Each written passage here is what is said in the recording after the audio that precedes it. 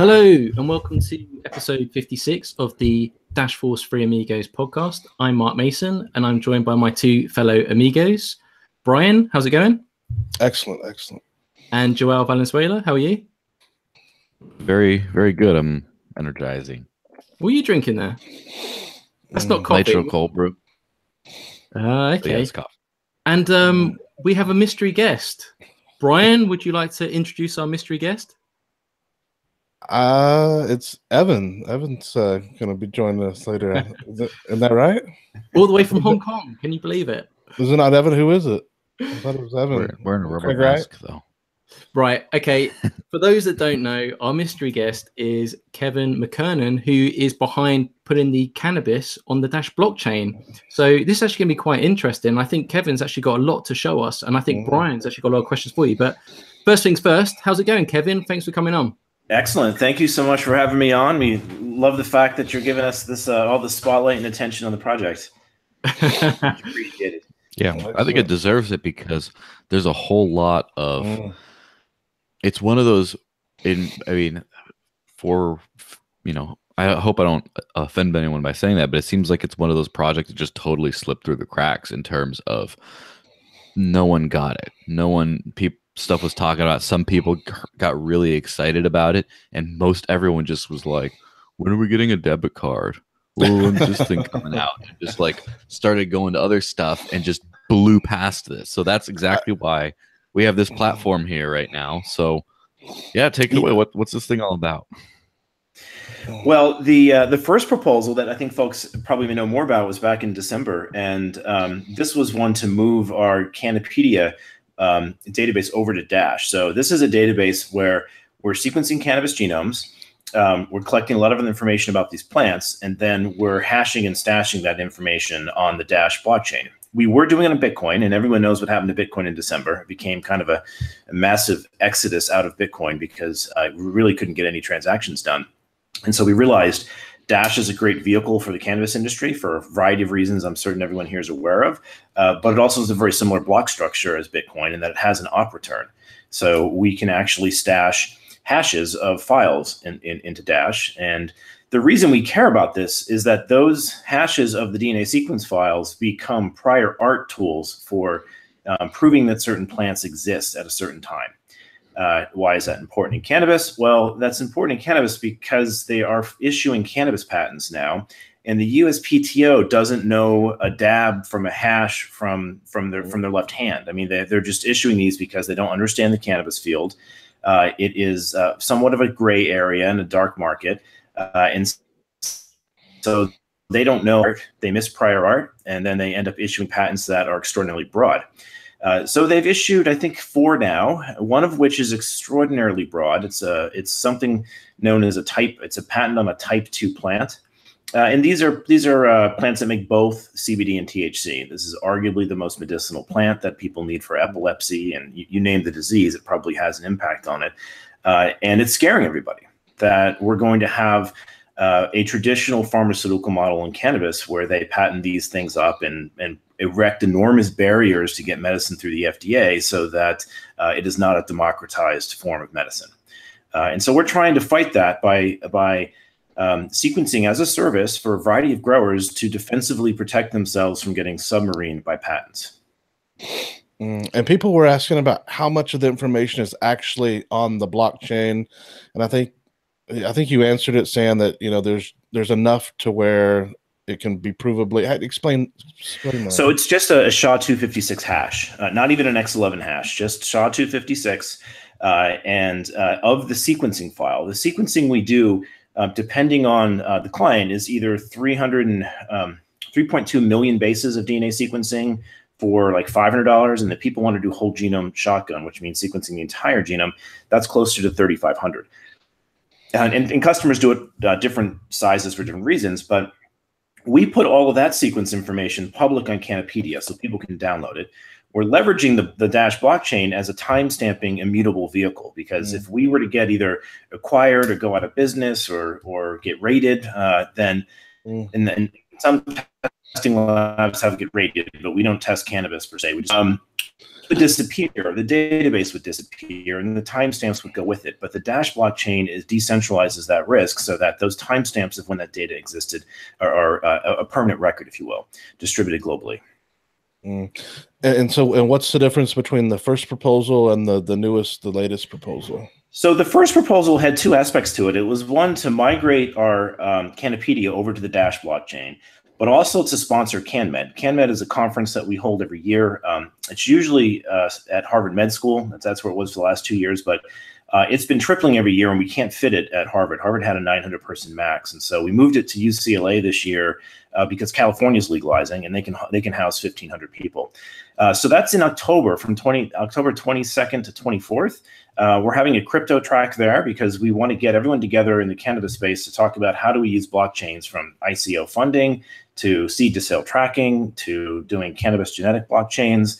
There's a host of applications that we can use, including the stuff that Alt36 is doing with getting the point of sale currency going. So there's really a good 4 reasons for that crowd to hear about Dash.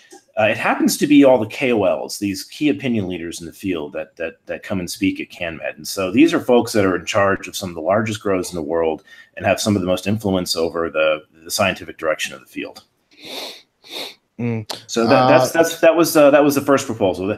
The second proposal, I think, to your second question, differs in that what we wanted to do at CanMed was showcase how we could use Dash above and beyond as just a currency and above and beyond just a notarization system. What if we could fund solving one of the largest problems the cannabis field has had, and that has actually evaded us for about 7 years now, which is back in 2011. I sequenced the first cannabis genome and put it public on the Amazon cloud. But the sequencing technology we had back then left it in like 100,000 pieces. We really want to get it down to 20 chromosomes.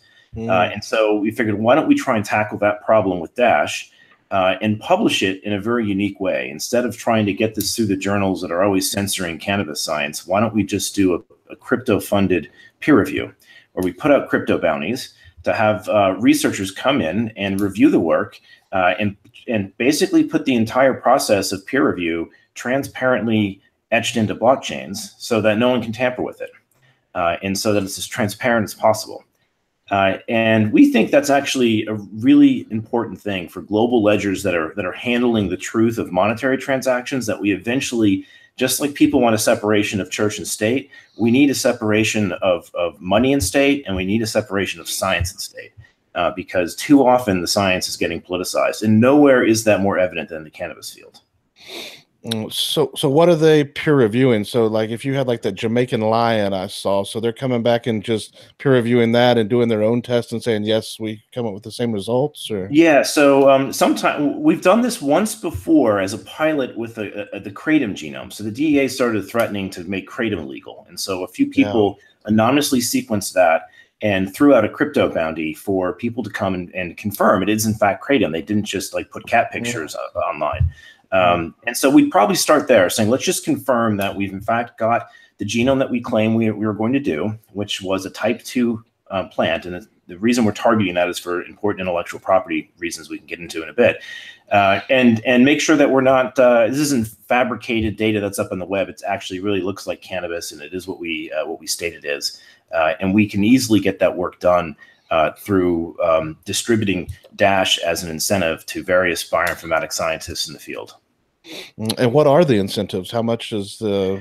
Well, that's a good question, is what they should be. The first time we did this, it was 0.1 Bitcoin, and that was back in November when it was around 10 grand. So I think it ended up being about $1,000, $500 up front, $500 when they finished. And the remarkable thing is the person did the review in 4 days and actually repeated some of the analysis and did some novel analysis as well. I've never had a peer review take less than 4 months. It's just a complete change in the incentive model for peer review. And the reason for that is that peer review is basically a tragedy of the commons. You basically beg researchers to do it for free.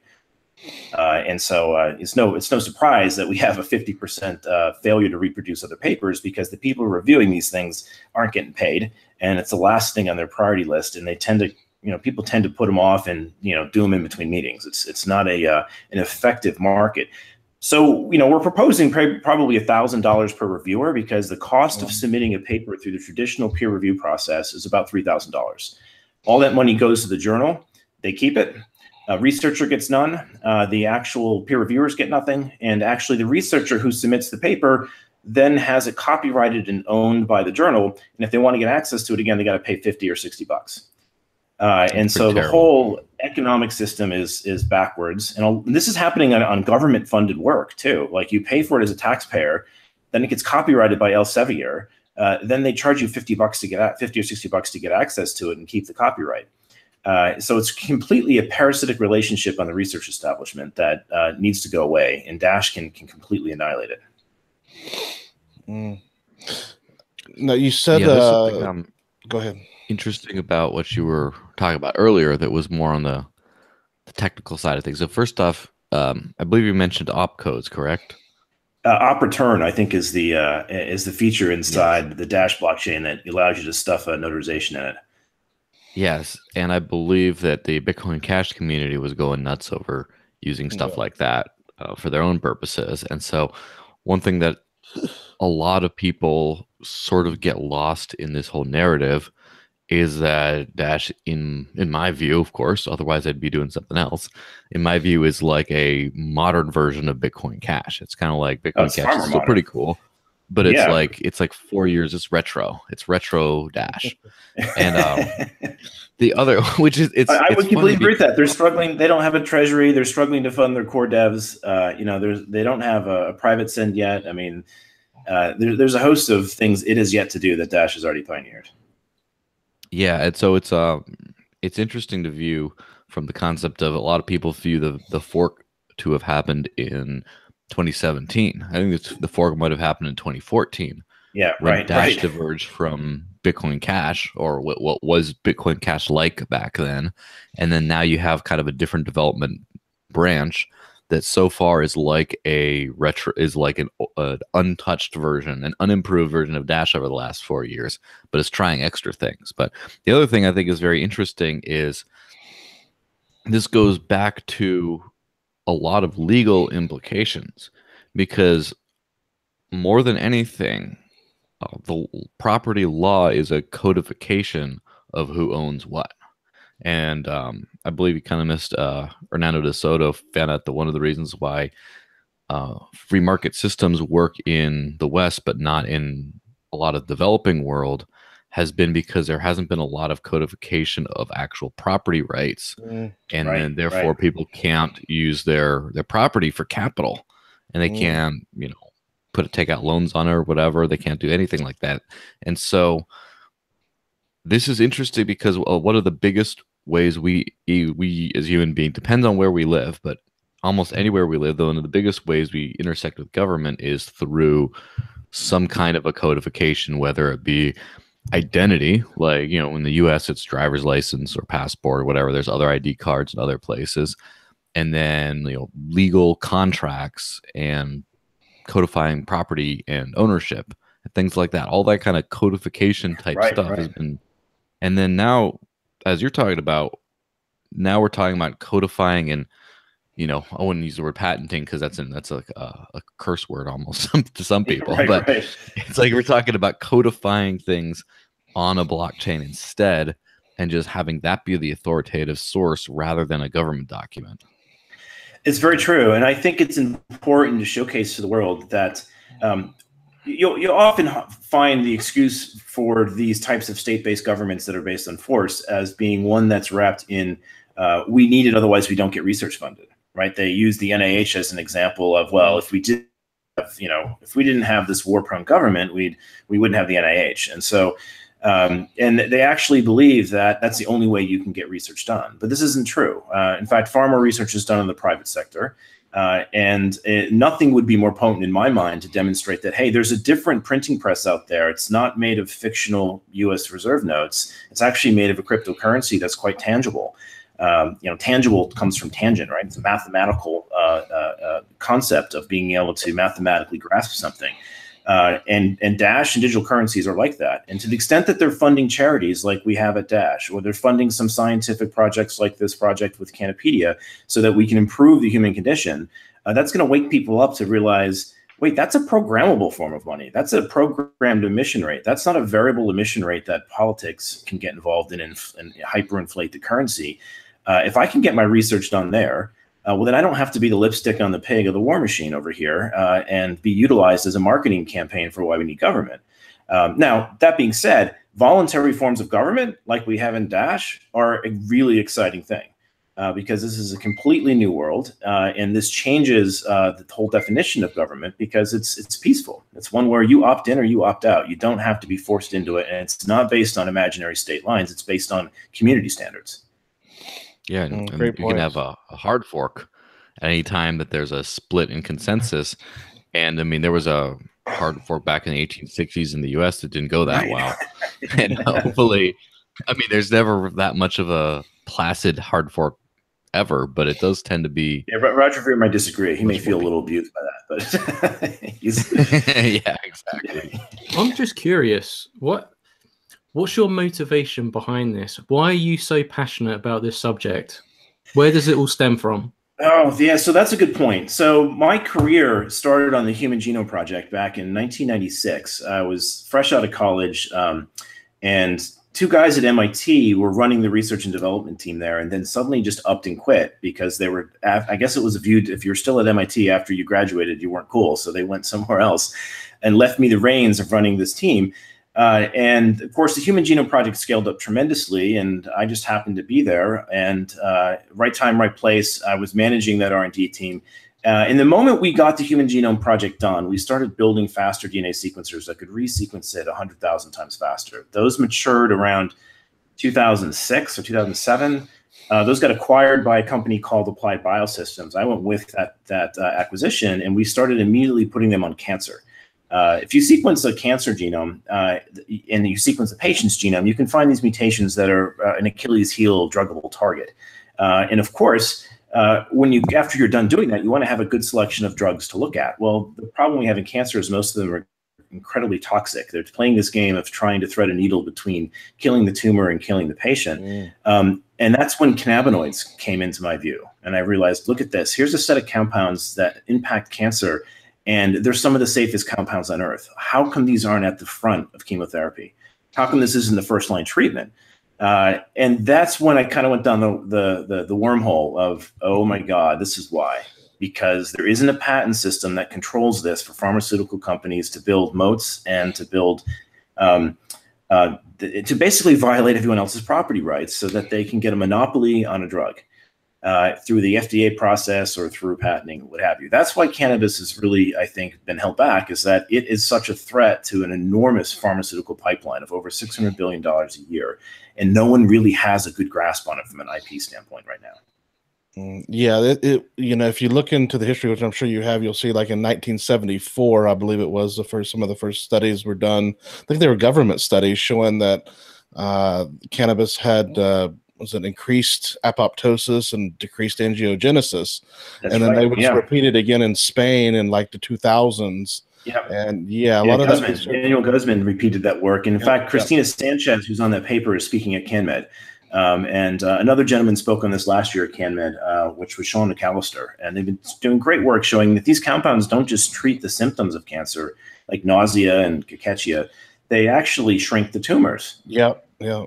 And that's remarkable. Now, they may not cure all cancers, which is what you might read about on the internet, but they're certainly killing some. And we need to understand that. We need to be able to research this. We need to be able to figure out which tumors they molecularly target so that we're more informed on when to use them and when not to. Yeah, there's different lines. And I think most of the scientific stuff has been done just like in the Petri dish type studies, although there's plenty of anecdotal stuff from Rick Simpson and his hemp oil stuff and stuff like that as well.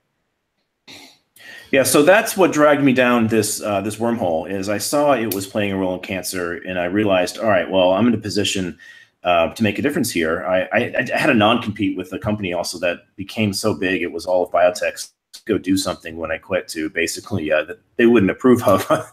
They're not in the cannabis field at the time, because in 2011 when I jumped ship from LifeTech, they had no interest in the cannabis field, so I could adequately take genomics into that space and not violate any NDAs and non-competes. Have you had any pushback from like big pharma or any kind of interventions trying to steer you off course? Well, what I do see is that the scientific literature in the space is very difficult to reproduce. And I think that's partly because not a lot of people can reproduce it. There's not a lot of funding for cannabis right now, and the government's definitely playing a role in that. The other thing I've seen is that the peer review process for cannabis seems to be mocked many times. I've submitted a couple papers that have been kind of mocked in peer review, and these peer reviews are usually anonymous. So this is kind of like anonymous Twitter trolls. That's about the quality that you get in some of these peer reviews. In fact, you can even go back in 2011 and look at what Nature magazine did. Nature is a really respectable journal, high impact factor. And we published the cannabis genome. They wrote an editorial kind of mocking it like a Cheech and Chong project. 5 years later, they've devoted entire journals to it now. And so this is the type of ingrained thinking we have in science. It's very much hierarchical and focused on centralized decision-making, where there's a large $30 billion pot of money that gets handed out from NIH every year and a variety of other government institutions. And that creates hierarchical thinking. It doesn't create decentralized, pushing innovation to the edges type of thinking. So I'm excited about the crypto space because as it grows, I think we'll see more and more of this be utilized to solve market-tested scientific problems that there's a market price for. And I think there's a good market price for cannabis right now. Solving this problem is going to open up freedom for cannabis. And with there's freedom with cannabis, there's going to be more freedom for currency in cannabis. There's going to be more freedom for all different types of applications with Dash when Dash Drive comes live. So I think it's a really exciting time to be in the field. Yeah, Dr. Sanjay Gupta kind of went through that same evolution, and he put out some really good, I guess, documentaries or whatever on CNN. But yeah, his eyes were really open. It really is a miracle plant, and it is disruptive to lots of money, lots of pharmaceutical companies. And I mean, it treats any kind of inflammatory disease, it's going to treat it. That's what it does. It's amazing plant. Do you think the cannabis community understands what you're doing and appreciates it? Like, is it in High Times magazine? Like, do you think the average? A couple of them get it. I have to say, I think blockchains are a little bit. They haven't quite captured the imagination of the cannabis field. I think some people are technically afraid of it. You have to understand, a lot of this community has been living off the grid, up in the hills in California, and growing these things, off the radar, and so. The concepts of decentralization and putting everything public so it's completely transparent so everyone can see it is a little bit of a, whoa, wait a minute. I want to stay dark. I want to stay out of the noise and out of the fray. The wonderful thing about Dash is that I think Dash has got the right idea, and that privacy is not a binary function. It should be either or. You should have the choice in privacy or not. And I think a lot of coins get that wrong, is they try and make them 100% private or not. There are a lot of transactions in life that you want to be public, like all of the work we're doing for Dash. We want 100% transparent so everyone can audit it. We don't want those hidden as sends. We want them. You don't put your bank notices on a postcard, so some of that stuff should stay private. And I think Dash has figured that out, and it's unique in that regard that you can do either private or public types of transactions. And I think it's going to be important in the cannabis industry. Well, Kevin, me and Joel were just participating in the live chat, and someone pointed out that Dash could eventually cure cancer, and they put afterwards, just another day on the job for Dash. So can you imagine? I mean, I already thought Dash was pretty awesome myself, but Dash could cure cancer in some way in the future or play a role. Absolutely. Do you foresee that happening? I think it's bigger than cancer. I actually think when you think about how science is managed today, we're never going to get truth in media. By tomorrow morning, there's going to be an article that just with your name says Kevin McKernan, Dash is bigger than curing cancer. I'm going to change the title to this video. Dash to cure cancer. Well, let me finish that pitch so people don't think I'm ridiculous about this, but. The pitch, it's mainly coming from a perspective of having seen the inside of how science operates, and it's incredibly censored. We don't have real scientific discovery if half the papers can't be reproduced. The journals with the higher impact factor have a higher retraction rate, right? Mm-hmm. This is a total disaster when it comes to the scientific system. And I think it's all comes down to economics. We don't have incentives for people to be very scrupulous with peer review, and we don't have a pricing signal so that you can stratify it. Imagine if you could do peer review and say, you know what, I really care about this paper. It's an important project of ours. It's going to be an entire product line. I'm going to pay 20 grand for peer review so that it'll be enough to fund someone to completely reproduce the work. And then it will get sort of a platinum stamp on it so that this science we know has actually been double checked by somebody else in the lab. We don't have that right now in peer review. We just go off of people's reputations and we go off of anonymous peer reviewers half the time. When you invert that and you change the incentive models in science and you disintermediate these parasitic copyright trolls that we have at the journals, you've turned science into a very transparent system. And oftentimes, science is used politically to push certain agendas as to which direction we should be funding solar panels or global warming, and you name it. It becomes a church in and of itself when it's centralized. And we have to break away from that. Otherwise, we will not have truth in media. We need truth in science first. So what's left to be like done? the nice little reference there. What's the next stage? Like what do you still want to see happen? Like, well, I'm still very intrigued about Dash Drive because science often consumes a lot of data. And right now we're doing what we can, posting this stuff on Amazon, and we encourage all of our clients to replicate the data that we post and maybe even torrent it. But I think there needs to be a monetary incentive on data. And right now, 17%, you get a 17% decay in data per year with scientific data.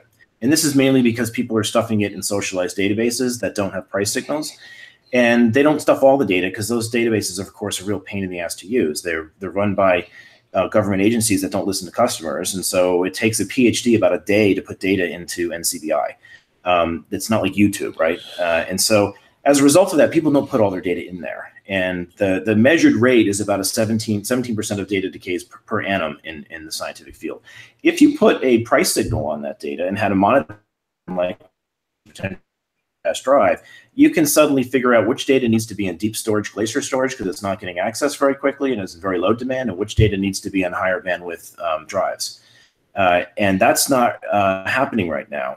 So we would love to see everything we're sequencing to find a monetary home on Dash Drive that can pay people for hosting it and get appropriate microtransactions in place so that the data that's extraordinarily popular is going to live on those drives for very long because there's a monetary reason to keep it. We don't have that with the government databases. They get shut down every time there's a ceiling debate, a budget ceiling debate. The title of your second proposal caught a lot of eyes. Make Dash a household name in 3 different $20 billion industries. As a part of your proposal and outreach, what you're doing, is there any aspect where you're reaching out to media or PR? Does that come in it? Or are you just focused on the job, getting the information on the blockchain? No, we have been spending a lot more time going to scientific conferences, and because I think it's important that we get this in front of the genomics market. The genomics market is growing at over a 20% CAGR rate as a compound annual growth rate. And they are very data intensive. And of course, they're all starved for funding at times. So I think they're going to find this to be really appealing that a cryptocurrency is starting to fund scientific projects that have huge social impact. So I just spoke at the Broad Institute. The Broad Institute is at MIT and Harvard. It's probably one of the premier genome centers and research centers in the world, and gave a whole talk that was dedicated to Dash. It's online. You guys can point to it for the audience. I was at the Society for In Vitro Biology as well, showcasing what we're doing there, and we're going to continue that pattern of demonstrating what we can do with Dash at various scientific conferences. We also putting some outreach to some of the media folks that we know in the genomic space. We've had a long history in that space, and I know a lot of the people, the various journals that are out there, and we're showing them the story as well. The third area we're focusing on is making sure we get to the publishing market, because a lot of people in science are very adamant that we never have another Aaron Swartz moment again. I don't know if your audience is familiar with Aaron Swartz, but he pulled 1 million journals out of MIT's JSTOR and put them public, and the copyright industry went nuts on this and chased him down, and he ended up committing suicide because he was faced with like 30 years in prison. Those were mostly journals that were tax paid. All right. Yeah. There was science that was paid by tax dollars. They should be public. Yeah. And the only reason they're being hidden like this is because we have copyright trolls out there. And of course, anyone who's in the Bitcoin space and the Dash space knows that copyright is dead. I mean, once you have distributed torrented systems that you can't shut down, it's gone. So that whole market is very receptive to the idea of open science. In fact, they've made some open source journals now, like PLOS is an open source journal, the Public Library of Science. And we're speaking to some of those folks as well to see, hey, what do you guys think about trying to get Dash involved in either your preprint servers or experiment with it on some of your open access journals to see if we can make this model work. Yeah, some of your project has got quite a bit of articles. It's got a lot of press from what I've seen. I mean, there's projects or proposals with hundreds of Dash, and you guys have gotten quite a bit of press for this. It touches a lot of points at once. Everyone's passionate about cannabis. Everyone sees there's a problem in scientific research right now with peer review. Everyone can see that genomics is potentially going to transform the agricultural industry if it hasn't already. And personalized medicine hits home. 1 in 3 people get cancer, right? So we're talking about freeing a plant that's going to affect somebody in your lifetime, if not you yourself. And there's no reason for this to be these old models we don't need of locking up this IP, pushing it through an FDA. I mean, the FDA is a whole nother mess to go into. If you actually look at their funding source, 2/3 of the money going into the FDA come from the pharmaceutical companies that they actually regulate. This is something known as the PDUFA Act. It's completely legal to do this. And so that's a whole scam. And putting cannabis through there, some companies are doing it and bless their heart for making it happen. But I see a world where you can grow your medicine in your backyard and you can tailor it to your personal genome because those tools are out there and they're getting ever cheaper by the day. Yeah, I remember GW Pharmaceuticals. They've been promising stuff for quite a while. They had sprays and stuff, but I guess it has to go through all the different FDA phases, and I think it's available in England, right? It is. And what is the FDA going to bring to that equation other than an $800 million bill that GW is going to have to defray by having, 10-fold more expensive cannabis in a dispensary? And then the next thing that'll probably happen is GW will then say, well, FDA, you got to shut down some of these dispensaries that are claiming CBD is medical. You can't say medical unless you go through the FDA, and they're already sending letters out. That's somewhat frightening. Now I know a lot of the people at GW. They have a big heart. They're working really hard to get people with epilepsy, and they're playing by the game. I don't blame the players of the game. I blame the game. So let's change the rules of the game. Well, a couple of quick questions real quick. Now, you mentioned Alt36 earlier. Have you been in contact with those guys? I know they're not the easiest to get a hold of. We have, and we haven't had much progress there.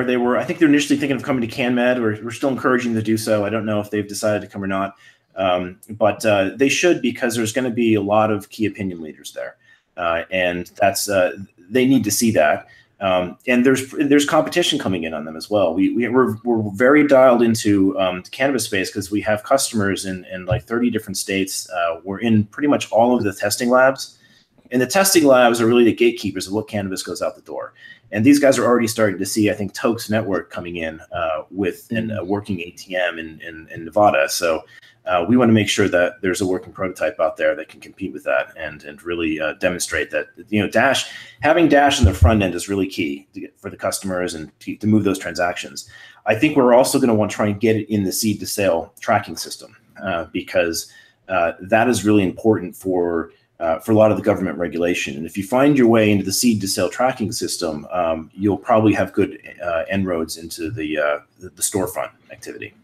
Yeah, that could be a lot of transaction. Another RFID tagging all the plants from the seed to sell. Wow, they are. And what's starting to pick up, and the reason why the transaction volumes have been picking up here on Cannapedia, I think last couple weeks ago we did about 80 strains got loaded up. It's probably the most per week we've ever loaded up. And what's picking up is some of the states are realizing that the RFID tag system is failing. When material gets diverted, people rip those barcodes right off. The only barcode that actually makes it from seed to sale is the genetics. And so they're realizing if they sequence their mother plants, they now have a fingerprint of the plant and they have a way that they can track it. The growers like this because it's actually a barcode that helps them. The barcodes on the RFID tags are meaningless numeric numbers, but the barcodes that we're producing with Canopedia are actually fingerprints of the plant that can tell them how to breed it. How inbred is it? How outbred is it? What's it related to? That's a much more powerful barcoding system than just random numbers that are tagged to plants.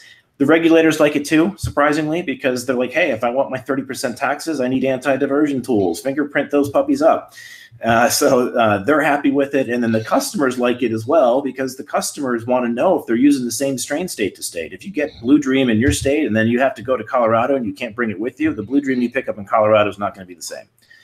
And that's messy for a patient. Maybe not a big deal for a recreational player, but for patients, they really have to know their strains. And so Canopedia helps them synchronize those state-to-state issues. Yeah, one thing I saw just recently is that they were spraying the plants with DNA microscopically, so they could track it for the diversion. That was mind-blowing. I was like, what are they spraying on the plants, number one? Is that safe What are they spraying? Yeah, they're spraying some DNA barcode, which is ridiculous. They should just read the plant's genome. They already have DNA they can read. It's like paraquat all over again. They're adding additives that have not been properly tested for safety right on top of the plant. When to me, that's one of those make work projects. It was funded by a government agency to do this, and it doesn't make any sense other than to dig holes and fill them back up again. It could track the plants. I mean, the genome, because somebody could have the same cuts, 2 different, 20, 100,000 different dispensaries. You could have clones. Work for what they're right. it would work for what they're doing, but it just seems dangerous spraying. I don't know if they that's just not. I hope they they don't mandate that. That would not, just doesn't seem healthy. No, they're doing that in Colorado, and I doubt the DNA is harmful. It's more of what they solubilize it in. Right. That'll probably be some other adjuvant they put on, so it dries and it's sterilized, and that it doesn't decay over time. And that's a whole nother beast. But are they mandating that? I heard in Colorado they're experimenting with it. I don't know. I don't believe it's a mandate. There's a lot of pushback on it. Yeah. And they claim the reason they want to do it is so that they can track the clones, the things that are genetically identical. But it's to me, I think it's the wrong way about doing it. Well, joining us all the way from France is Alex Werner, and he's been listening to you, Kevin. And I think he's probably pretty excited because I think we're basically saying that he's partly responsible for playing in a role that could eventually help prevent cancer in the future. How does that feel, Alex? Well, I'm just waiting to tell that to my mother. She will love that. No, basically, and that's the beauty of everything is that we end up just creating a protocol and some piece of software to be used, and the amount of things that you can do, solve, create on top of that is pretty huge, and we know that we cannot really expect what will happen. But yeah, clearly I never saw the thing in this form, and I clearly love that. Yeah. Can you see any other use? I mean, Kevin mentioned Dash Drive earlier. I think there's some changes going on behind the scenes, but as you're Mr. Evo, from what Kevin said, have you seen any other utility or uses that it might be able to use? Because at the moment he's just using SHA-256. So for now, what he's doing is that he set up directly the hash into the blockchain itself. Dash Drive intend to fix kind of this solution, however, providing you the ability to have more information than what is limited by OP-return. So I clearly see a use for this project to look into Dash Drive, and I would even prefer that than using OP-return, just for the sake of saving a little bit of the first layer to be only transactional and state transition, and having Dash Drive to deal with the data itself. Yeah, Go ahead. I was just going to ask, when is that Dash Drive going to be ready? Yeah. Well, we do expect a lot in making that Dash Drive. We do take into consideration a lot of different cases where one could be something really simple as, I don't know, let's say Twitter, and another will be something really complex, have including thousands of data per day, etc., for only one DApp. So we do take into consideration different type of usage of Dash Drive that could be done per, let's say, DApp per project. So yeah, we clearly intend to be ready for this one. Well, it also depends on the amount of data you want to put. Everything has a cost, right? You have to incentivize. You have to incentivize miner to include that. So you still will have a cost for the data. But yeah. So I always get a little giddy when I think about where this could be in a couple of years. Imagine in a few years, people are publishing their science. They're using Dash as this ledger of truth for scientific foundations. And people start to ask, well, what backs Dash? What is a cryptocurrency? And you can say, well, it's mathematics backs Dash, and it's subjective value theory, and people value it. Those are all great arguments. But when they start seeing that it's actually the platform and the ledger for scientific discovery and for human entrepreneurship, that suddenly, I think, presents a very different value proposition as to how you value a cryptocurrency. I like a lot of Chris Bernisk's work, but it looks mostly at like velocity of money equations, which are great. But I think that you have to also step back and say, okay, what happens if all of science is getting published on this platform, and it's actually a platform that's used to ensure that we have the highest credentialing and the highest level of peer review and accountability on a platform like this. I think it really changes the value proposition. So I don't know. I find that to be, I never thought cryptocurrencies would be backed by something like that, but I could imagine if they were, it'd be a little easier to explain to my parents what's behind Dash. Well, yeah. Actually, you could do some part of it as, let's say you wanted to have one simple sentence, one quote that you wanted to set up on the blockchain for the eternity. You had that. You still have this possibility already today, and in most major blockchain Bitcoin based, you can do that very easily. So we already have some kind of foundation on being able to persist some element. I will just take, for instance, the Genesis block on Bitcoin.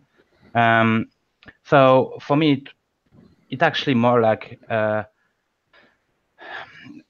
just I don't want to use the term evolution here, but I mean it's just the next step. You start with ability to store like 80 bytes, and slowly you start to open to other type of usage. I guess it's not so much a new thing, because it was one of the first things that was done on Bitcoin with Operatron very, very early. We had Satoshi Dice, for instance, for that. But clearly, it means something. It means that we have a need here. It also meant that we have to improve the protocol itself to be able to suit the new need. I mean, even 80 byte, you still don't store that much of information in it. Right, and that's where I think Dash Drive is so critical. As we're looking towards the future here and looking what things could be, we already know Dash is being utilized in the healthcare industry. For example, Patientory, you can pay for your prescriptions in Dash, right? Now, in the UK, if I go to my GP, my local doctor, I explain what my symptoms are. He goes on his computer, and then it will give a list of drugs, antibiotics to recommend, right? But now it's becoming more common in the UK that if you have private healthcare, which most people don't, they actually do DNA tests now, so they can actually get drugs perfected to your DNA, because some things that you'd be generally prescribed by your local doctor don't work for your particular setup. Yes. Can you foresee a future where we could go to some kind of web-based evolution foundation system where we already have our DNA set up, we can put that in, and from our genetic makeup, it can look for the best strands that could work best for our genetic makeup? Is that to make believe, or is no? that It's already reality happening. you think would happen? It's already happening. So I was involved in Courage Life Sciences for 5 years, and we were sequencing the genomes of all these kids with epilepsy and mito disease. Pretty much kids that look like they had an endocannabinoid breakdown, and all of that is routine now. We can sequence those genomes, and it's insurance sometimes pays for it, sometimes doesn't here in the States. It really depends on the insurance company, but that part you're starting to see move onto blockchains because there are certain restraints on how you manage human healthcare data. At least in the United States, there's a law called HIPAA. And so you have to encrypt a lot of that data. But there are companies like Nebula Genomics and Luna DNA. These folks are all trying to put that data on a blockchain. And they're not really putting the sequence data on that blockchain. They're putting hashes of sub portions of the patient's DNA on the blockchain so that there is a record of a hash. And you know that hash relates to a particular sequence in the genome. And they're doing all this to try and get around the HIPAA law. So I think they need homomorphic encryption and other tools to do this appropriately. But that's already happening there. And the reason they want to do that is they want to monetize this differently. Right now, the DNA sequencing companies hoard all that data and try and sell it to pharma. And the patient gets nothing. And that should all get inverted. The patient owns the data legally, and they should be able to have that data and then be able to give someone the keys to it, like their doctor saying, here's my genome and here's my medical record. And if you want my data at a pharmaceutical company, you're going to pay me for it. You're not going to pay the sequencing company. It's going to go right down to the patient. So that's going to change that whole fabric so that people own their data and there's no longer a middleman selling it to pharmaceutical companies. You're going to have to crowdsource patient genetic sequence information. So yeah, Dash is a great framework for that because you're years ahead of these other platforms that are just building their own blockchains today. And particularly in the fact that you've got a drive system, you've got a monetary system, you've got a voting architecture that can actually do good governance. All these folks are going to have to re-roll that stuff all themselves, and they're a little late to it, I think. Don't you think it's a little bit like, I mean, Joel, this must be like music to your ears. We always talk about the free market, but can you imagine a free healthcare market? Free Ross and everything. But when we think about the Silk Road and what he wanted to do, like if people had access to have their DNA code, and there are open source websites where you can actually upload that and it'll give you this information for free. But if everyone get that information and then they could go to information highway, whether it's powered by Dash, whatever, free market healthcare, where Joel, I mean, like, this is amazing, right? Yes, absolutely. It's a little bit outside of my present, because I've had the fortune of being quite healthy and never really having to deal with the healthcare system. But that's one of the most egregious kind of industries to deal with, at least in the United States, probably around the world. I mean, I remember having to do when I was studying in the UK, having to supposedly register with the National Health Service. And I kind of didn't the whole year I was there. They yelled at me to do it, but I just avoided dealing with that paperwork until I took off. But anything that can be done to sort of democratize the medical industry is just massive, especially since so much of the global first world population is aging so rapidly. Yeah, this is true. Yeah, those big pharma costs and everything. Just imagine the free market of the healthcare industry. This is amazing. Like, see, this is the great thing about having you on, Alex, because you're actually a freedom fighter, because you're actually giving us the tools to actually make this a reality. Just think, like, anyone that gets sick, even your loved ones, imagine if you could go to an online place. As long as you had that DNA code, it could give you a list of all the things that you got wrong. You can go through. It takes out the human, the trusted part, right? So it's kind of like trustless. Right. Because you're using the code, right? It's all numbers, trusted numbers. Yeah, but you have, on this thing, you have one kind of interesting element is that, let's say the data Facebook had on you, it will only represent you at a point of time. It will be who you are at this time because of what you think and everything. Having your DNA, however, being uploaded somewhere is kind of another deal. Your DNA won't be obsolete after some years, right? You won't change your opinion about your DNA.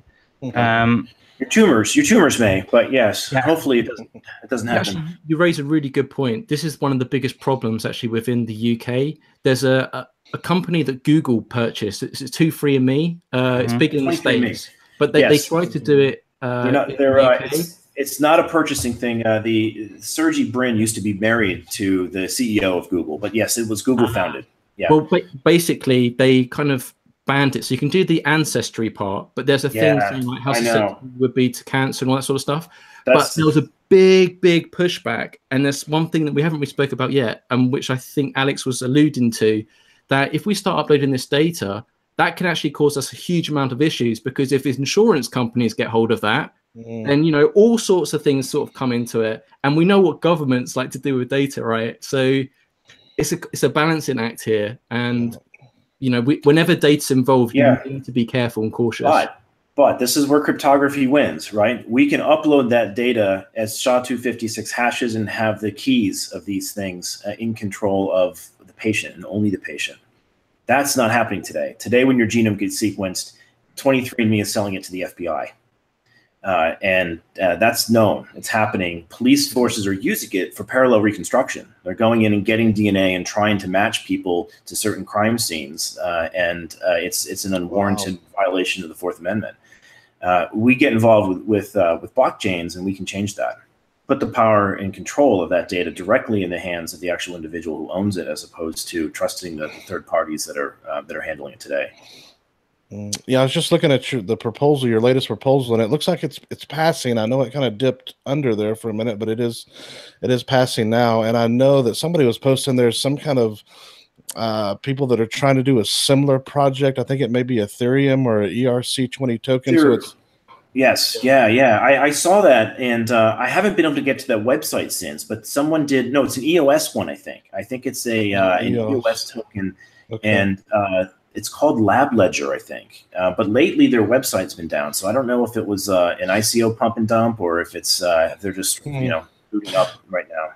Well, it's very important we fund this project and get out ahead of this. And we have, one of the experts in the field right here that's willing to work with us. So, yeah, I would urge people to definitely vote for this. It's the potential is huge, and the amount is so little for the potential. It's a no-brainer for me. The few metrics that I tried to put together for the Dash network asked some really grilling questions, and it was good because it helped me really refine the case for this, which was it took me a couple times in applying, and I kind of missed the mark on a few of the applications, but I think we finally got it honed.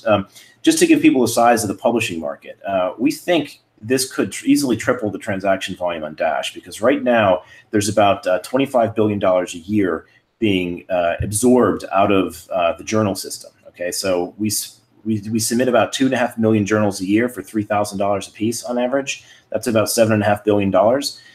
And then the other 2/3 of the money is the journals are getting by charging $60 per access and advertisements. Usually $6,000 to $7,000 per advertisement is what the going rate is for a one-page ad in some of these scientific journals. So all of that money right now is getting absorbed by this middleman that's just sitting on copyright privileges. We can redirect that such that all that peer review is actually being done in Dash. And that people are actually doing peer review by using Dash as the currency to reward the actual peer reviewers and cut out the copyright middleman. Likewise, I think all the hashing and stashing of the scientific information in the review process is going to chew up transactions and op returns, because you're going to want every communication back and forth with the reviewer and the scientist to be hashed and recorded, so there's full transparency. There's probably going to be 100 of those per journal article would be my estimate. So we can see a fair amount of transaction volume coming out of this. It really comes down to how do we get mass adoption of this? Because this project's really just to demonstrate, look, we can do it, and let's do it on a project that's really notable, so it catches people's eyes. But we haven't asked for funding to try and take it to the next level, because I think we need a little bit more clarity on Dash Drive, and probably also Dash Ventures, because I think it might be more applicable for Dash Ventures. That sounds awesome. That sounds great. Now, when you're talking about traffic on the network, is any of this going on currently?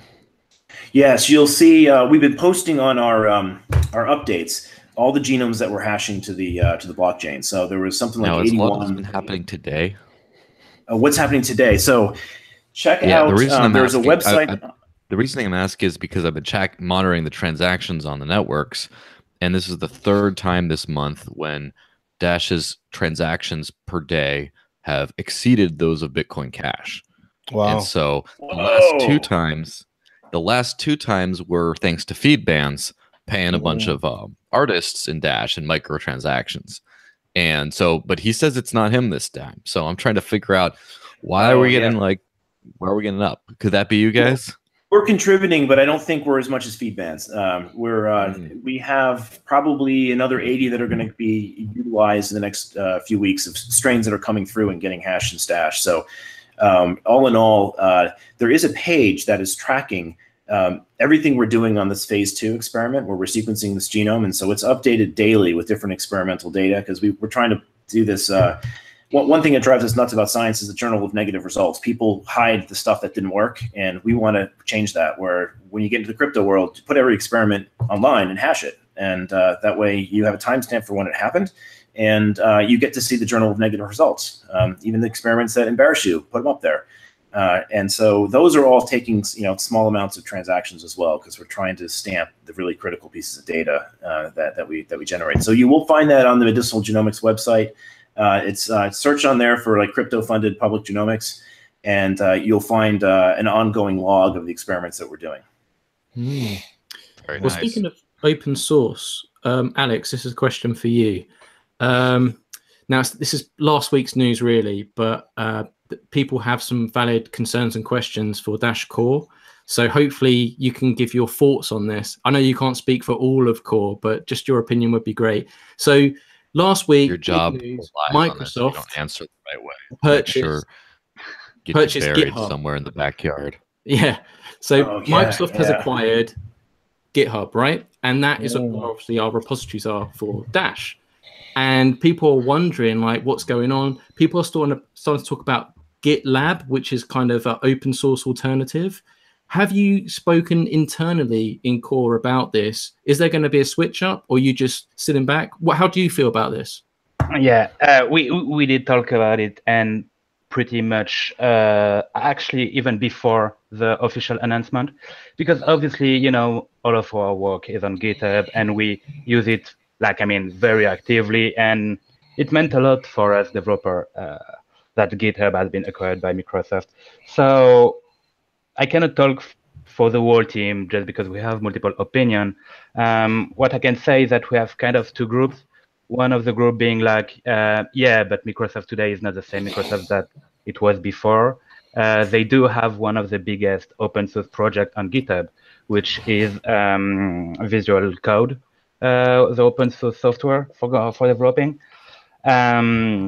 They did open source a lot of things the last year, and so there is this opinion, and there is the other opinion which is like, fuck you, it's my data, and don't mess with our thing. In our case, it's a little bit more different because there is no private code that will stay private forever. So in the end, it doesn't really matter if Microsoft or whatever has the code in the end, because, well, everyone will have it, right? My point on that is that today we don't have any problem if Microsoft changed the way GitHub work. We might reconsider. We have everything ready. We have the nameplate on GitLab, I guess. I know that we have the tool that will allow us to quickly transfer from GitHub to GitLab. And my point is that this should be kind of the end of the discussion. I mean, we assess the problem. We listen to each other on what we think about it, but really there is nothing to do today. And yeah, let's just see and wait. At the moment, if we have that need, it's just one click on a button and boom, we're on GitLab. Well, and you also have Bitbucket, but yeah, GitLab is better, way better. Yeah, Kevin was asking me about the GitHub. Did you get the answers to that, Kevin? I don't think I have yet, no. So we just wrote a little bit of code to basically automate the notarization process. So there's a company that helped us do this called Stamp.io back in January, and they've got a great web interface for people who want to do things one at a time. But when you have to do 80 at a time, it got a little cumbersome. So we wrote a little script that helps just fire those things off the command line. So we're happy to submit that to any repository. I just didn't know where to throw it. Yeah, I just wanted to take this opportunity with Alex to talk about 12.3 because I think there's a lot of questions being asked within the community. I know Brian's always burning my ear. Mark, where's 12.3? Where's 12.3? Brian, relax, man. We'll find out. Anyway, I won't relax. Long story short, the Dash Core group have been giving out like monthly updates in these PDFs, what's going on with Dash, which gives department updates and also tells you what's next in the pipeline. And then in the information on that, it kind of gave some information why 12.3 was slightly delayed. And it was partly due to something called Bamboo, which I believe is something to do with testnet. So there were some issues with that, which means I think that kind of delayed the implement. Can you just explain what Bamboo is and the switch up? Yeah, I won't be able to explain what is Bamboo. I can only guess that it's something used for building procedure or something like that, and that probably in order to prepare the next release, they wanted to do something with that. I know there was this issue with Bamboo, and there is another tool that they also use. I'm not using them, so I don't know about that. And yeah. So like what it appears is that there were I know that they have struggling tests before like the main release, but there's some I think so, not within Core, but with Bamboo itself. So they've had to seek an alternative because they want to do the necessary quality assurance before it's going live, right? So that seems to be what seems to be the majority of the holdup. But the good news is, I believe we can thank Macrochip for this if he's watching. He shared a quote from Ryan Taylor saying that although 12.3 has been sort of delayed, it's had no impact in delaying evolution at all. Obviously, the work's still pushing on with that. It hasn't pushed the deadline back on that at all. It's just making sure everything is good with 12.3 before it's released openly to the public. Yeah, actually, I don't know if there is an emergency to release 12.3 or I didn't feel so much of the waiting of the community or anything. Maybe I didn't really pay attention to that one. What I can say is that, yeah, clearly evolution has been worked out during the whole process, which is why I'm not on 12.3 because I don't have the I don't have any more the element of dependencies that we could have with 12.2, where now 12.2 is what we have to do first before being able to do this and that. We are already working practically all on evolution already. We do have business that does what we actually have. Same thing for integration. We only propose the tools that we have today and not evolution-related stuff. But clearly, we are working all together for evolution. So I'm not sure on the content on this release. Like I said, I didn't really pay attention to what really happened on this particular side. I'm busy on other side.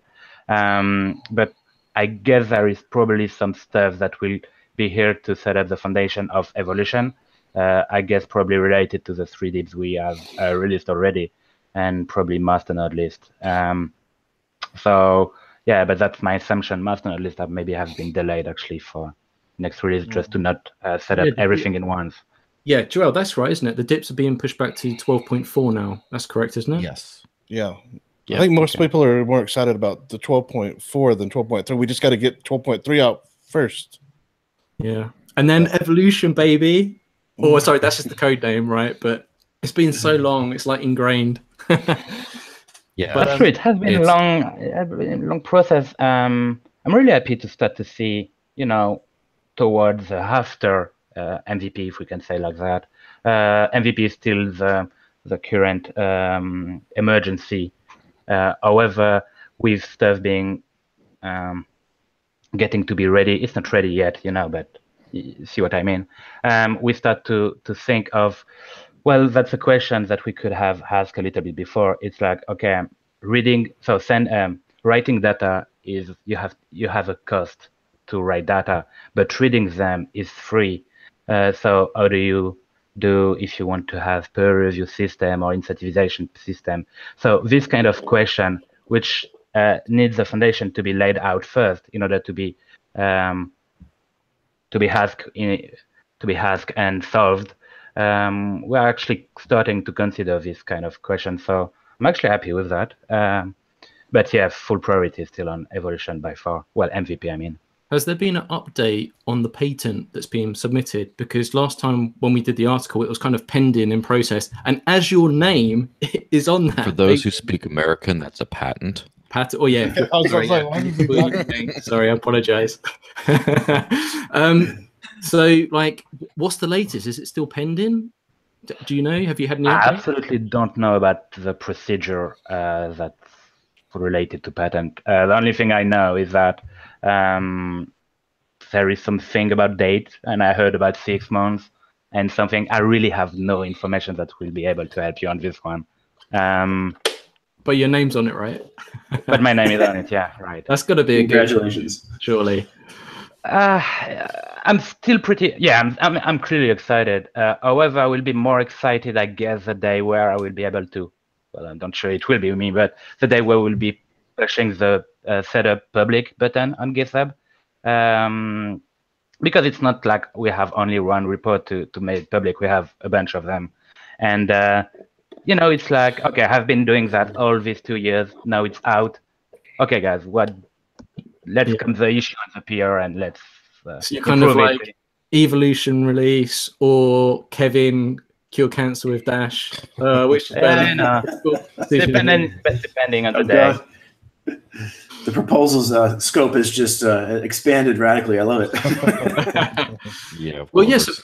What is actually going on? So the proposal's live. It's currently in the green, I believe, from what Brian said. So it is. It periodically dips below into the red and scares the daylights out of us every time it does. But that's life of an entrepreneur. So we get it. Excellent. Well, hopefully, Master Nodes watching this will have found this information to be informative. I've learned a lot more from Kevin on this. So now I truly understand the importance of it. It's not just a novelty. It's not a gimmick. There's actually a real reason to be doing this. So yeah, that's been really good to know. So if you've got any questions in the live chats for Alex or Kevin, now's the time to get it in. Joel, Brian, have you got any questions for Alex or Kevin? Yes. Maybe for Alex. I got everybody's asking about the roadmap. What do you know about that, Alex? I'll put you on the spot. Yeah, I don't know if I set up a reply on the forum about some stuff that's going on in the next PDF release. The roadmap is being worked out. I don't know how to say that in a different way. It's not the same state today that it was 2 weeks ago, and it wasn't the same state that it was 4 weeks ago. So it's clearly being worked out, and it's clearly being worked out every day. Ideally, what would happen, is that we would be doing all that kind of workout thing in open source. However, given the last precedent where some date has been set up on a roadmap and, you know, it was a little bit, we shouldn't do that in the first place. I mean, and what happened is that we just don't do it, and we are kind of iterating on the roadmap in our hand, and we're getting at a stage where we could actually already publish it with being confident enough to not modify it the next day. So my guess is that it will happen soon. However, yeah, it can be, yeah. Yeah, one thing I saw is that we just onboarded a new CTO, and they said they wanted to, you know, give him a chance to kind of. Yeah, it would be awesome. Yes, that makes sense. But yeah, everybody, I know they're eagerly waiting. Well, the thing is, it involves a lot of people, and that's the totally opposite. Like we had a mistake with the first roadmap where a minority of people have tried to set up dates and feature and set up live in order to give. At this time, it was the best decision in order to give the community kind of an idea of the milestone we want to go and where do we want to go. The community has since grown. A lot of people joined us, and now they are like taking this at a different level, which is, yeah, I guess if we were to release a roadmap today, I would understand why they would take it so seriously. But 2 years ago, it was a little bit different, and the whole ecosystem was a little bit different. Yeah. From this point, we learned about the mistake, and we actually involved a lot of person in order to make that a roadmap. Because, you know, if you are doing the roadmap, you better be sure that everything is still accurate and that you sort your dependency out. You know, in DAPI has been a dependency for DashPay, and Dash Drive is one dependency of DAPI. You know, you have all this dependency issue to sort out, and you have to take more. So we do care way more than we did the first place. So for me, there is actually nothing bad that I see in it. And we probably have that. It will be clearly in 2018, that for sure. Yeah, I know it's not easy to scale. We've scaled quite a bit here recently. I said it to the guys that I'm impressed with Ryan Taylor and the scaling. And I know he's not the only one. There's other people, HR people. There's all kinds of people that have helped as well. But yeah, we've scaled pretty tremendously. I've been impressed with all the people. So yeah, it's yeah. Yeah, we did have one question in the live chat, Alex. So it's from Anti. So they just say, do all masternodes store all the data in Dash Drive, or is each object only stored by a few masternodes? Right now in MVP, probably all Dash Drive node will have a copy of the data. However, you clearly don't want to. You want to shard the information, and you can do that with IPFS pinning. But yeah, in MVP, we want the thing to be working, and we want to minimize the number of extra feature or additional complexity, just because if we have any issue, we have to find it right away. And when we have the foundation working out fairly secure, with every quality assurance and hacker giving a try and everything, when this is ready, working live, then we can start to be clever. Well, okay. Well, I think we'll do one more question for Alex. But Kevin, I'm not sure if you can see the live chat, but there's some nice comments coming through for you. Oh, I don't think I see it. No. One from TL just saying, just want to say great show and thank you, Kevin, for all the information. We've got people agreeing with that as well. So that's really good to know. All right. Jeffrey Butts asks, this is directed to Alex again, asks, I would like to know more about the quorum-based DAPI implementation. Can you speak to that, or is that too heavy-handed? No, I will take a simple example. So usually, and that's what you already do with an RPC, if you want to get some SPV information, let's say transaction block, you actually don't really care about a quorum. You care about a DAPI node that is able to give you that data, but it can be any of the 4,000 node, right? Sometimes you don't want to talk twice to a same node. I mean, if you have 4,000 node, maybe you want to ask for, I don't know, the UTXO of one address to one node and the UTXO of another address to another node. This way you spread a little bit the information and you try to avoid giving all of your information to only one node. So on this point, you don't really care about quorum. The only thing that you care is about validating that multiple DAPI node output the same, has the same answer, that there is a consensus on the answer that you ask. So you might ask multiple DAPI, but there is no reason to select one or the other. In the other hand, quorum are able to deal with everything related to state transition, but not only. If you go into the payment protocol, so it's the ability for someone else to request a payment to you and having a protocol to define how this works. What actually happened is that one user asked to his quorum that this quorum should contact the other quorum of the recipient user and tell him about the payment request. So you have a communication from one quorum to another quorum, and that's one of the things that enable the whole procedure. It's like across all the DAPI, at each point of time, you will always have some preferred node to talk to that will be here to give to service you, but you particularly. So you're not alone on this DAPI node, but it's a way to batch the amount of communication and, avoiding that one node has all the communication and all the other node have none. It's also a way to spread a little bit, to add security, to avoid you being able to control. It's actually the same thing that doing an instant send. It's the same security mechanism set in place. I mean, Darren ran some calculation on what is the ability for you to be able to control the majority on a quorum, and you actually cannot even think about it.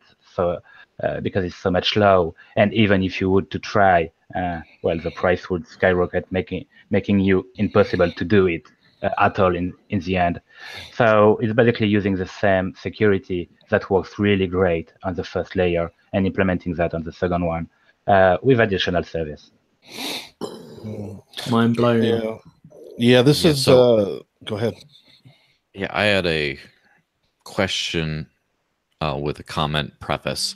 Yeah, I'll be the negative Nancy of this whole thing. So, I've had a few friends of mine who are masternode owners who say the only reason they're not 100% in Dash, they're 50-50 with Dash and something else. The only reason they're not 100% in Dash is because members of Dash Core have repeatedly said things along the lines of, we don't do deadlines. And they say that as software developers, that is one of the most massive red flags they could encounter, that not having actual development deadlines is a terrible sign for the future, and they don't really believe that evolution is ever going to come out or be that good. And so, and obviously these are not my words, these are someone else's words. And so,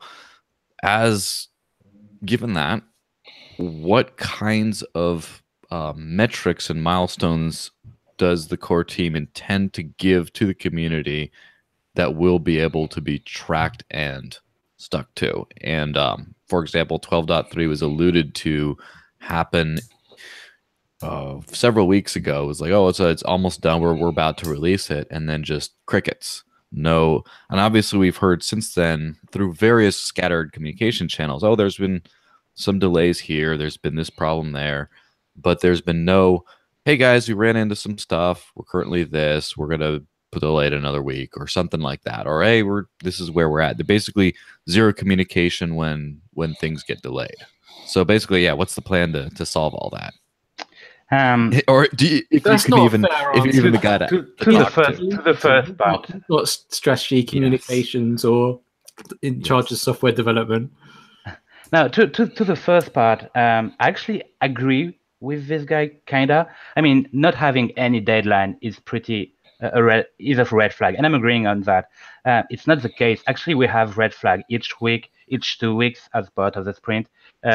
Sometime in the day, like I will take an example. I think it was Sunday. We had a problem with Insight UI, so we had to fix the problem. In order to do so, it's like I receive a mail. When can you do that? And I answer and I give a time. And at this time, it's solved. And indeed, it's solved now. So we had a deadline, and it was a short one live. It was maybe a daily, it was a deadline somewhere in the day to fix some critical emergency. And we do have that for various of different things we do, and have multiple dates for evolution, for instance, that I have for a long time now. And I didn't really change my date. Yeah, maybe 1 or 2 months more, but we all have deadlines everywhere, and we have to, because we work in, we have dependency in the team. I am being dependent on certain part of code that needs to be done, so I need to communicate and to know when I will have this available for me. And it's also very important that I get the date as right as possible, so I can estimate the good time. So let's say I have something in 1 week. I need to find something that will take me the week, so I get my time productive while waiting for something else, right? So we do have deadline. The thing here that I understand is that we don't give public deadline. I don't know how much experienced are your developer about working on a decentralized organization. I have to admit that Dash is actually the first decentralized network I'm working on. So it's something else to give deadline to a CEO than to give deadline to 4,000 masternode, and I don't even know how many members of the community. So yeah, I don't know what I could say on that. I mean, we have deadline. We just don't want to give public date because the public is more. And it's actually like every video game, so whatever that I heard, like, when does Half-Life 3 get out? It get out when it's ready. This is the answer for the public. I'm sure the CEO of Valve has another information and another date in his mind. For the question about what kind of milestone we could give to the community, this actually is a really good question.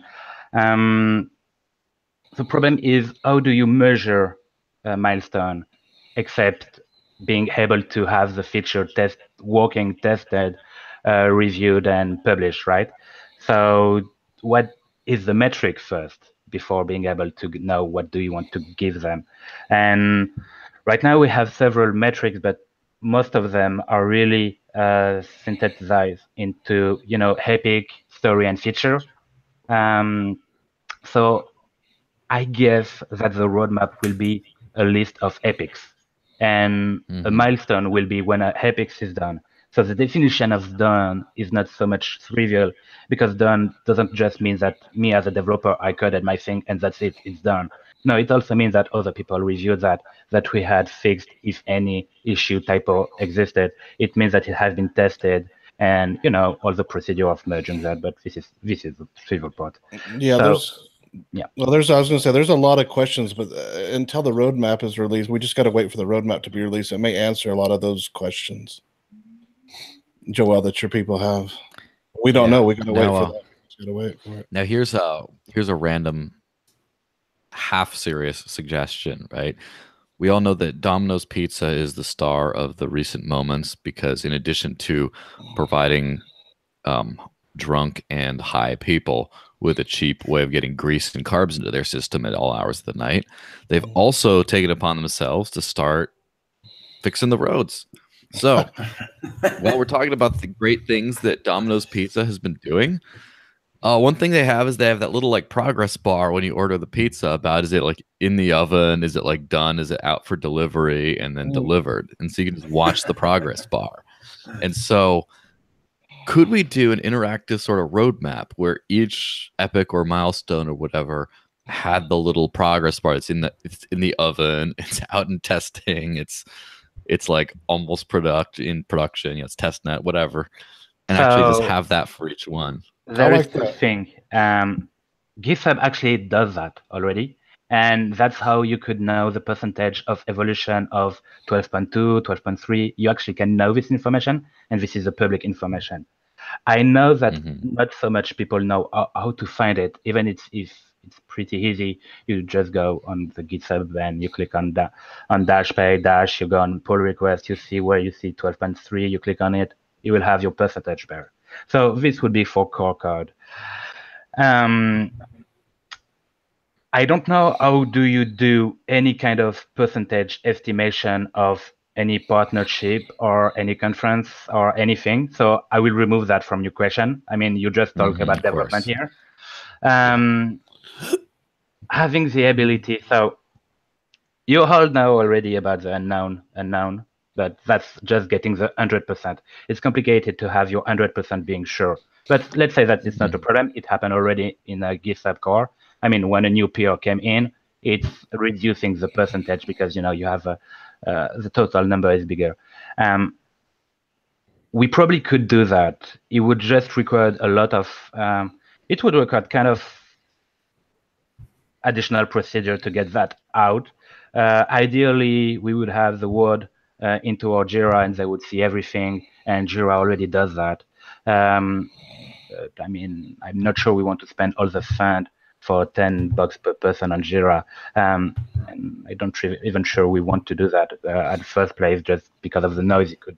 I mean, I don't want to be on my Jira board looking at the task and having a question asking me when Lambo, when Moon's here.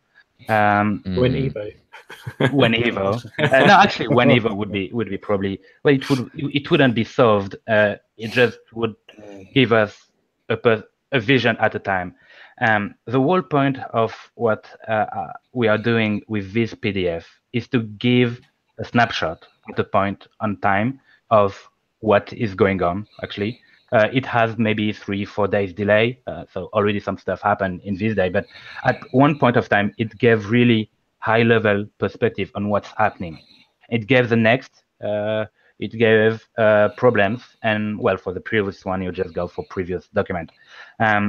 This is the information that really I think is really needed in terms. I mean, for me, I think it's when I'm discussing with Nathan, with the team, with other people about what I did during the last 2 weeks, I'm just giving up this kind of information. I'm not going into the detail, and I'm not sure the community would love to know the detail either.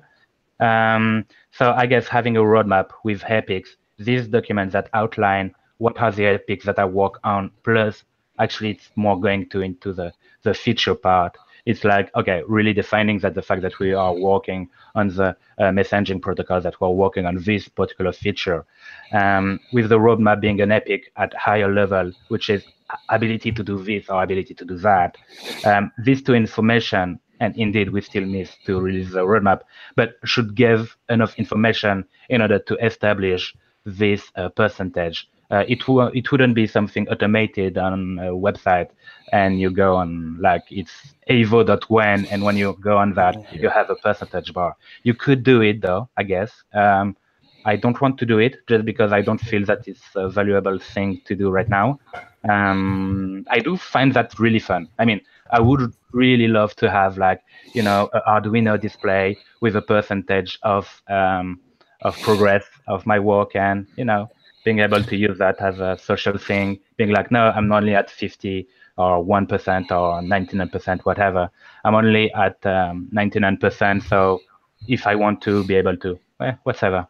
Do you I think it's an interesting idea. Yeah. Yes, a good idea. I mean, like, I can see where Joel's going with this, and we only need to look into the crypto space itself. Now, it can be used for hype and speculation, just like EOS that launched recently. People are counting down the last 30 days. So perhaps when there's 30 days to go until the Evolution launch, you could do something, because one, it gets people talking, but then it actually lets people know that it's coming. It's just not going to be randomly launched. But it also makes me think of John McAfee. What's the website? I think it might be dick.line or dick.info, but I mean, that just shows the, you know, because you follow the price line and everything else, but people can go to it, right? And they can see. It's like, do you remember when people were talking about Ethereum and the flipping in? And you could go to, I believe that website is still live. There's flipping still up. I was actually just there. Flippening.watch, about like the Ethereum flippening to Bitcoin, and in a lot of ways it's clearly happened, in a lot of ways it hasn't. Then there's flappening.watch, which is like Litecoin trying to take over Bitcoin Cash. And that's not going so well. But about making the Dash in, he's already done a fantastic job with the Dash Intel website, which is still in dashing.watch. And just you could compare just numbers, just showing the parallels, because it just gives you a snapshot you can just go to, and you could break down numbers and analytics, whether just, you know, comparison, even just percentage differences and that sort of stuff. Because if people aren't thinking it, they don't know about it. But if you plant that seed, people start thinking about it. It works for others, so why not us? Yeah, we're about an hour and a half in, so it was a great podcast. People are getting snoozy. Lots of great questions answered. It was really good, but we go on for hours, and we will at the after party, but it's probably time to wrap it up. Right. All right. Joel, as I forgot to do the shout out last week for the after party, I think nobody showed up. Yeah. More capable in your hands. Yeah. Well, thank you guys. And if you have any other questions for me, feel free to reach out to me on Dash. Nope, we cut out. Yeah, but we will still feel free to reach out. On Discord and so he might be in the after party. Maybe that's what he's doing. He's just getting crunk early. But so there's the after party. Dashchat.org takes you to the Dash Nation Discord. It's a happening, fun, happy place. And you start asking around, hey, where's the Three Amigos after party? Where's the after party at? Why can't I get into the after party? And then someone should probably get you into the super secret after party. It's like this, but very much more casual. And it can go on for hours and hours on end with different people floating in and out. And there's only 10 spots available, 3 of which I occupy at any time. I'm just kidding. But there's always 10 spots available. And they'll come in and out. And it's very casual. It's believe it or not, a lot of really great work and ideas being fleshed out happens in there, even though that's absolutely not the point of it. So it just, if ever you get, if you want to get into the celebrity culture, that crypto celebrity culture that Dash seems to be a little bit lacking in, you want to promote that a little bit more. If you think that's good for the ecosystem, or if you just want to hang out, dashchat.org, start asking about the after party. Probably in the main Dash Talk channel might be a good place to look. Excellent. Well, I'm going to be there. Alex, you're going to be there, right? I'm going to be there. See, everyone's going to be there. Kevin, you're more than welcome to join us as well in Discord. Now, where do I find this? This is in the Dash Talk in Discord? So I can send you an invite. Just start asking about the after party. It's like, yeah, it's so super cool and secret. You have to be invited. All right. I'm asking. And there's only 10 spaces available. So if we're all going to be there, first come, first served, you better get in there quick. All right. So thank you, Alex. I'm going to go auction off my seat. Yeah, so although you're coming into the after party, Alex, thank you for coming on for the second half and answering those difficult questions. Yes. That I didn't ask. I'm but a vessel. I'm just the messenger. Yeah, no problem. No, I mean, it was for a question, I guess. And I have no problem answering this one. So thank you. In general, thank you. Excellent. Pleasure meeting you, Alex. Well done on the questions for Kevin today. Good stuff. Thank you. It's been very informative, and I've learned a lot as well. And I hope those that are watching and listening on the podcast as well have enjoyed it as well. If you are watching this on YouTube, please like, share, and subscribe to the channel. It really helps out, get that message out. We do this every Friday, 3 p.m. EST, 8 p.m. BST, if you're on my side of the pond. Thanks for watching episode standard time 56 of the Dash Force Free Amigos podcast. Have a fantastic weekend, and we'll see you next Friday. Stay dashy. Peace.